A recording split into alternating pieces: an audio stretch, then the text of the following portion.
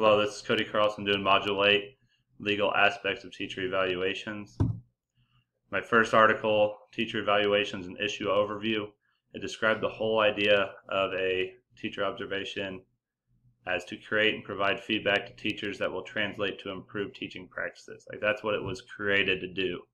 And then came No Child Left Behind and Race to the Top, which kind of threw a wrench in everything, and that created grants available for states that followed the national suggestions for teacher evaluations, which included student achievement data. And that's how teachers were mainly evaluated and known to be proficient or inefficient based off their standardized test scores, which then started the whole teachers teach for the test. And that kind of screwed all of education up.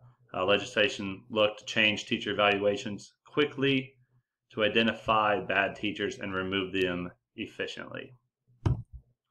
My second article, Teacher Evaluations Heads of the Court, it looked into how new evaluation systems created multiple lawsuits that we saw from using student data, such as the Florida and Tennessee court cases where teachers of non-core classes like PE, art, that weren't teaching a subject that was related to the standardized test scores were still being roped into those test scores and being evaluated based on how a kid did in their math state assessment, even though they were the PE teacher.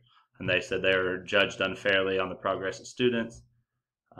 In Louisiana, teacher evaluation was linked to teacher pay scale and tenure. So now that we have these large-scale evaluations, teachers either received more or less pay and did away with tenure. And then in Nevada, teachers tenured before the previous law went into effect, and they were fighting on the fact that they're already tenured, but they tried to terminate them anyway, and that was a fight.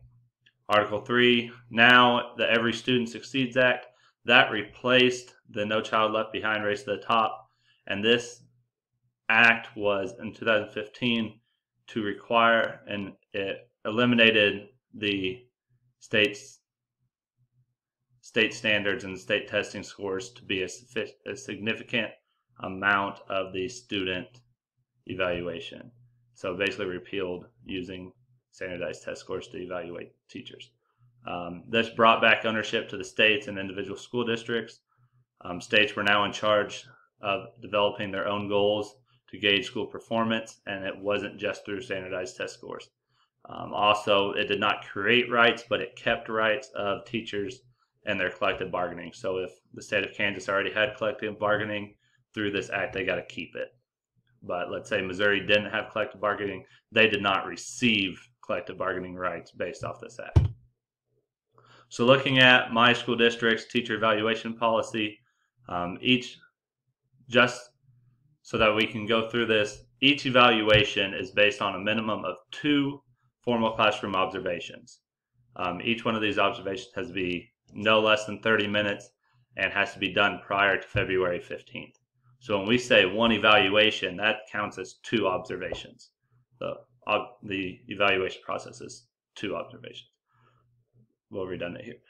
First, a teacher of their first 2 years has to have 2 evaluations. So that's 4 observations. And then 3rd and 4th year teachers have 1 evaluation. That's 2 observations. After completion of your 4th year, there has to be 1 evaluation every 3 years. So now you're on a 3-year schedule. Also, each building principal may alter the 3-year cycle for an employee if earlier evaluation deemed necessary. Continuing with our evaluation policy of USD 428, here are the steps. You have a pre-conference where the teacher will define what groups of students they're going to collect data on, create a goal, have the conversation of what they're going to try and accomplish this year. And then the evaluator has their observations, come observe the classroom at least for 30 minutes, sit in, write notes. And then the data and analysis part. This is where the evaluator will record all the data into the Keep system for the teacher and everybody else to be able to view. And then we'll have our post-conference where the teacher and evaluator will review the observation data together. They'll have a conversation, what they do good, what they do bad. And then a written response in Keep 2, the evaluator will write a review and notes of how all this process went. Then at the very end, each summative evaluation evaluation will include student performance data collected and presented by the teacher to the administrator at the conference. USD 428 Plan of Assistance. This is defined as a team effort to increase the effectiveness of the teacher whose performance does not meet the district standards by established evaluation procedures. So through the evaluation process, you are not meeting the standards. You'll then go through a plan of assistance.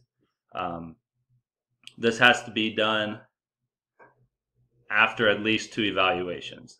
So you can't, after the first evaluation, put them on a plan of assistance. You got to give them a few. That's 4 observations and a conference before this plan of assistance can happen.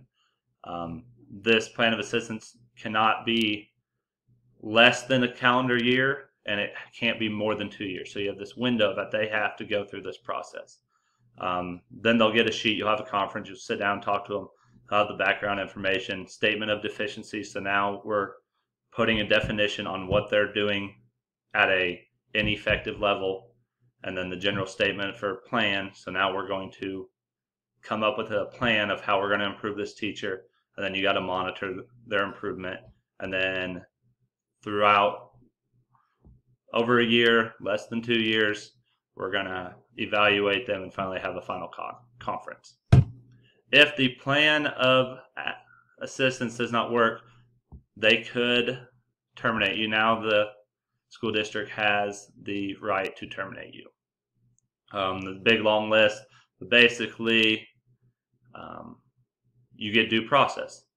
A licensed employee shall have the right to be present and represented by counsel when the superintendent presents his recommendation to the board. The employee has the right to examine and access all documents. This could go into a hearing. Before the hearing can happen and all this due process, the superintendent and everybody will have a conversation with them. They'll ask them to resign because the plan of assistance did not sufficiently help their teaching. So they'll be given notice in writing. If the teacher doesn't give the efforts to improve, then they have the right to terminate them. We have our Great Bend NEA, and then also we have the National NEA. This is teachers union that are available to employees if they feel they're being evaluated or relieved unjustly. Definitely we would go to our school president first, and then if they feel like they need more support, they'd go to the state or national level. The court case that I picked was matter of Letterman versus King.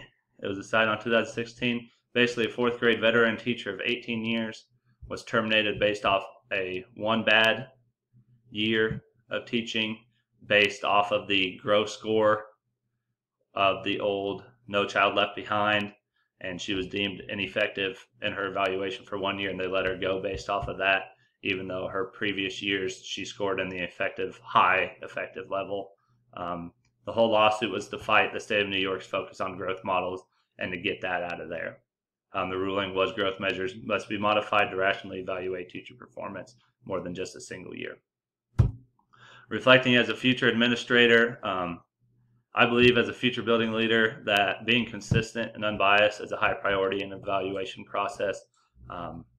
You have to be honest with them for them to improve. And as long as I consistently work through the handbook and just make everything very black and white, then there will be consistency there. With employees, especially the new teachers, it's important that you suggest to staff to stay current with their negotiated agreements and contracts. Just through this module alone, I learned so much about my rights as a teacher in the evaluation process. So I would probably highly suggest that new teachers kind of research that so you can understand your rights as an educator. And then thirdly, to be ahead of termination situations, just constantly be in the classroom, be visible, evaluating, observing teacher practices, to try and avoid going into those plans of assistance. If we can help teachers before we can get all the way to there, I feel like our students and our teachers will be way more successful. These are my standards. It's good module, learned a lot. Thanks.